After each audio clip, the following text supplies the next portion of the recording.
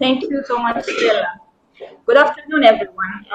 I'm honored to be here to set the scene and listen to what our distinguished speakers will present in this afternoon session. Firstly, allow me to thank Cyprus Shipping News for making this event a reality and bringing us all together virtually. This afternoon, we will touch upon what is possibly one of the key developments in shipping, its transformation. I intentionally say transformation and not digital transformation, as the digitalization of shipping is one element of the more holistic transformation we are experiencing. To start at the beginning, I will briefly refer to connectivity. Why is it important that the ship of today remains metaphorically inside and in mind, even after sailing away from port? And what is more, why do we need to have continuous interaction with the vessel throughout its voyage? The rapid development of fast and secure communication technologies, particularly with satellite broadband, has helped our industry in many ways, some of which our speakers this morning addressed. Just to highlight an important part of the digitalization puzzle, we need to consider that we are currently dealing, and will have to do so more and more, with a new generation of seafarers who are accustomed to social networking, but also to doing everything online, from banking transactions, shopping, travel arrangements, and almost every aspect of daily life. Ship's crews expect the same or similar levels of social access to friends and family that they see and have when they are ashore. While it is not news to any of us, the current circumstances have forced us to really turn our attention to the need of increased connectivity on board, both to keep the crew happy, but also to enable the running of remote business applications. Whether we are talking about communications, required training, environmental protection, data transfer and analytics, regulatory compliance, or other possible applications, reliable connectivity lies at the base of it. We can safely say that today, if an operator requires increased connectivity, they are generally able to have it on board their vessels.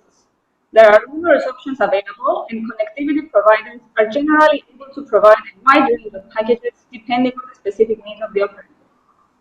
In its turn, increased connectivity has led to an uptake in digital solutions and applications throughout the industry.